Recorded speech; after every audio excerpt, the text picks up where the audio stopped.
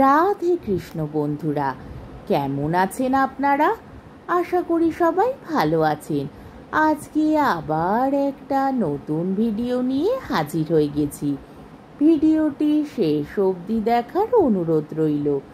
আজকের গল্প রবীন্দ্রনাথ ঠাকুরের শেষের রাত্রি। আজকে গল্পের তৃতীয় পর্ব বা শেষ পর্ব।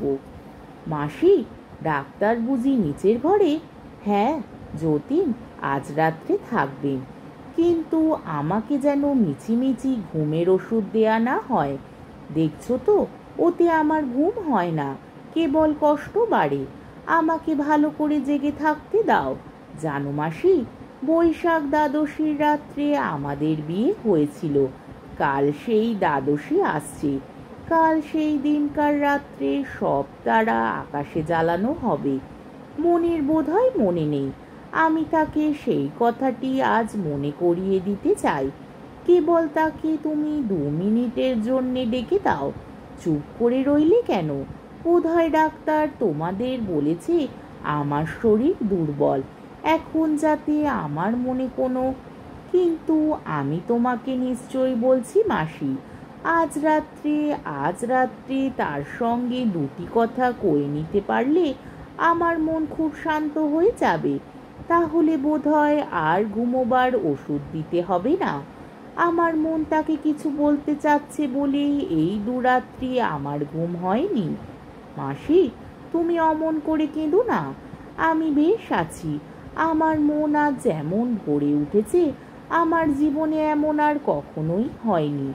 সেই জন্যেই আমি মনিকে ডাকছি।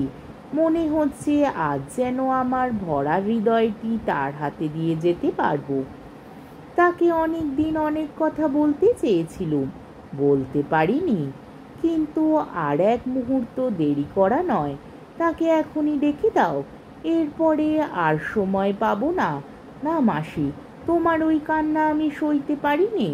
এতদিন তো শান্ত ছিলে, আজ কেন তোমার এমন হলো? ওরে যতীন, ভেবেছিলুম আমার সব কান্না ফুরিয়ে গেছে, কিন্তু দেখতে পাচ্ছি এখনো বাকি আছে। আজ আর পারছি নেই। মনিকে ডেকে দাও, তাকে বলে দেব কালকের রাতের জন্য যেন... যাচ্ছি বাবা। শম্ভু দরজার কাছে রইল, যদি কিছু দরকার হয় ওকে ডেকো। মাসি মনির শোবার ঘরে গিয়া মেজের ওপর বসিয়া ডাকিতে লাগিলেন, ওরে আয়, একবার আয়, আয় রে রাক্ষসী, যে তোকে তার সব দিয়েছে তার শেষ কথাটি রাখ। সে মরতে বসেছে, তাকে আর মারিস নে। যতীন পায়ের শব্দে চমকিয়া উঠিয়া কহিল, মনি? না, আমি শম্ভু। আমাকে ডাকছিলেন? একবার তোর বউ ঠাকুরনকে ডেকে দে। কাকে? বউ ঠাকুরনকে? তিনি তো এখনো ফেরেননি। কোথায় গেছেন? সীতারামপুরে। আজ গেছেন? না, আজ 3 দিন হলো গেছেন। ক্ষণকালের জন্য যতীনের সর্বাঙ্গ ঝিমঝিম করিয়া আসিল। সে চোখে অন্ধকার দেখিল। এতক্ষণ বালিশে ঠেসান দিয়া বসিয়াছিল, শুইয়া পড়িল। পায়ের উপর সেই পশমের শাল ঢাকা ছিল, সেটা পা দিয়া ঠেলিয়া ফেলিয়া দিল। অনেকক্ষণ পরে মাসি যখন আসিলেন, যতীন মনির কথা কিছুই বলিল না। মাসি ভাবিলেন সে কথা উহার মনে নাই। হঠাৎ যতীন এক সময় বলিয়া উঠিল, মাসি, তোমাকে কি আমার সেদিনকার স্বপ্নের কথা বলেছি? কোন স্বপ্ন? বনি যেন আমার ঘরে আসবার জন্য দরজা ঠেলছিল। কোনো মতেই দরজা এতটুকুর বেশি ফাঁক হলো না। সে বাইরে দাঁড়িয়ে দেখতে লাগলো, কিন্তু কিছুতেই ঢুকতে পারল না। মনি চিরকাল আমার ঘরের বাইরেই দাঁড়িয়ে রইল। তাকে অনেক করে ডাকলুম, কিন্তু এখানে তার জায়গা হলো না। মাসি কিছু না বলিয়া চুপ করিয়া রহিলেন। ভাবিলেন যতীনের জন্য মিথ্যা দিয়া যে একটুখানি স্বর্গ রচিতেছিলাম, সে আর টিকিল না। দুঃখ যখন আসে তাহাকে স্বীকার করাই ভালো। প্রবঞ্চনার দ্বারা বিধাতার মার ঠেকাইবার চেষ্টা করা কিছু নয়। মাসি, তোমার কাছে যে স্নেহ পেয়েছি সে আমার জন্ম জন্মান্তরের পাথেয়। আমার সমস্ত জীবন ভরে নিয়ে চললুম। আর জন্মে তুমি নিশ্চয়ই আমার মেয়ে হয়ে জন্মাবে। আমি তোমাকে বুকে করে মানুষ করব। বলিস কি যতীন, আবার মেয়ে হয়ে জন্মাবো? না হয় তোরই কোলে ছেলে হয়ে জন্ম হবে, সেই কামনাই কর না। না না, ছেলে না। ছেলেবেলায় তুমি যেমন সুন্দরী ছিলে, তেমনই অপরূপ সুন্দরী হয়েই তুমি আমার ঘরে আসবে। আমার মনে আছে আমি তোমাকে কেমন করে সাজাবো।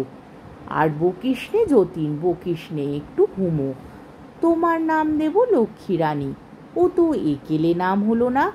না, একেলে নাম না মাসি, তুমি আমার সাবেক কেলে। সেই সাবেক কাল নিয়েই তুমি আমার ঘরে এসো। তোর ঘরে আমি কন্যাদায়ের দুঃখ নিয়ে আসবো, এই কামনা আমি তো করতে পারি নে। মাসি, তুমি আমাকে দুর্বল মনে করো? আমাকে দুঃখ থেকে বাঁচাতে চাও?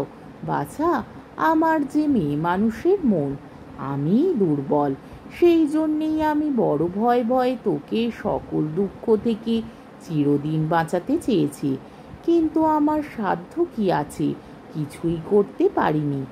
মাসি, এই জীবনের শিক্ষা আমি এ জীবনে খাটাবার সময় পেলুম না, কিন্তু এ সমস্তই জমা রইল। আসছে বারে মানুষ যে কি পারে তা আমি দেখাবো। চিরটা দিন নিজের দিকে তাকিয়ে থাকা যে কি ফাঁকি, তা আমি বুঝেছি। যাই বলো বাছা, তুমি নিজে কিছু নাওনি, পরকেই সব দিয়েছ। মাসি, একটা গর্ব আমি করব, আমি সুখের ওপর জবরদস্তি করিনি। কোনো দিন এ কথা বলিনি যেখানে আমার দাবি আছে সেখানে আমি জোর খাটাবো। যা পাইনি তা কাড়াকাড়ি করিনি। আমি সেই জিনিস চেয়েছিলুম যার উপরে কারুর সত্ত্ব নেই। সমস্ত জীবন হাত জোর করে অপেক্ষাই করলুম। মিথ্যেকে চাইনি বলেই এতদিন এমন করে বসে থাকতে হলো। এইবার সত্য হয়তো দয়া করবে। ওকেও মাসি, ওকে। কই, কেউ তো না যতীন। মাসি, তুমি একবার ও ঘরটা দেখে এসো গে, আমি যেন। না বাছা, কাউকে তো দেখলুম না। আমি কিন্তু স্পষ্ট যেন।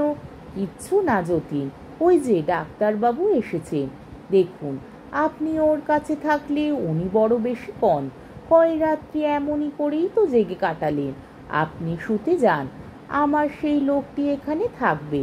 না মাসি না, তুমি যেতে পাবে না। আচ্ছা বাছা, আমি না হয় ওই কোণটাতে গিয়ে বসছি। না না, তুমি আমার পাশেই বসে থাকো। আমি তোমার এ হাত কিছুতেই ছাড়ছি না, শেষ পর্যন্ত না। আমি তো তোমারই হাতের মানুষ, তোমারই হাত থেকে ভগবান আমাকে নেবেন। আচ্ছা বেশ, কিন্তু আপনি কথা কবেন না যতীনবাবু। সেই ওষুধটা খাওয়াবার সময় হলো। সময় হলো? মিথ্যা কথা, সময় পার হয়ে গেছে। এখন ওষুধ খাওয়ানো কেবল ফাঁকি দিয়ে সান্ত্বনা করা। আমার তার কোনো দরকার নেই। আমি মরতে ভয় করি নে। মাসি, জমের চিকিৎসা চলছে, তার উপরে আবার সব ডাক্তার জড়ো করেছো কেন? বিদায় করে দাও, সব বিদায় করে দাও। এখন আমার একমাত্র তুমি, আর আমার কাউকে দরকার নেই, কাউকে না, কোনো মিথ্যাকেই না। আপনার এই উত্তেজনা ভালো হচ্ছে না, তাহলে তোমরা যাও, আমাকে উত্তেজিত করো না। মাসি, ডাক্তার গেছে? আচ্ছা, তাহলে তুমি এই বিছানায় উঠে বসো, আমি তোমার কোলে মাথা দিয়ে একটু শুই। আচ্ছা, শো বাবা, লক্ষ্মীটি, একটু ঘুমো। না মাসি, ঘুমোতে বলো না। ঘুমোতে ঘুমোতে হয়তো আর ঘুম ভাঙবে না, এখনো আর একটু আমার জেগে থাকবার দরকার আছে। তুমি শব্দ শুনতে পাচ্ছ না? ওই যে আসছে, এখনই আসবে। বাবা যতীন, একটু চেয়ে দেখো, ওই যে এসেছে, একবারটি চাও। কে এসেছে? স্বপ্ন? স্বপ্ন নয় বাবা, মণি এসেছে, তোমার শ্বশুর এসেছেন। তুমি কে? চিনতে পারছো না বাবা? ওই তো তোমার মণি। মণি? সেই দরজাটা কি সব খুলে গিয়েছে? সব খুলেছে বাপ আমার, সব খুলেছে। না মাসি, আমার পায়ের ওপর ওশাল নয়, ওশাল নয়, ওশাল মিথ্যে, ওশাল ফাঁকি। শাল নয় যতীন, বউ তোর পায়ের ওপর পড়েছে, ওর মাথায় হাত রেখে একটু আশীর্বাদ কর। অমন করে কাঁদিস নে বউ, কাঁদবার সময় আসছে, এখন একটুখানি চুপ কর। আজকের গল্পটি এইখানেই শেষ হলো। আমার ভিডিওটি যদি আপনাদের ভালো লেগে থাকে তাহলে আমাকে কমেন্টের মাধ্যমে আপনাদের মূল্যবান মতামত অবশ্যই জানাবেন এবং আমার ভিডিওটিকে লাইক ও শেয়ার করার ও আমার চ্যানেলটিকে সাবস্ক্রাইব করারও অনুরোধ রইল। তাহলে আজকের ভিডিওটা এই অবধি। পরের দিন আবার অন্য কোনো গল্প নিয়ে হাজির হয়ে যাব। ততক্ষণ পর্যন্ত আপনারা সবাই ভালো থাকবেন, সুস্থ থাকবেন, সাবধানে থাকবেন এবং আমার ভিডিওটি দেখতে থাকবেন। তাহলে আজকে আসি। রাধে কৃষ্ণ।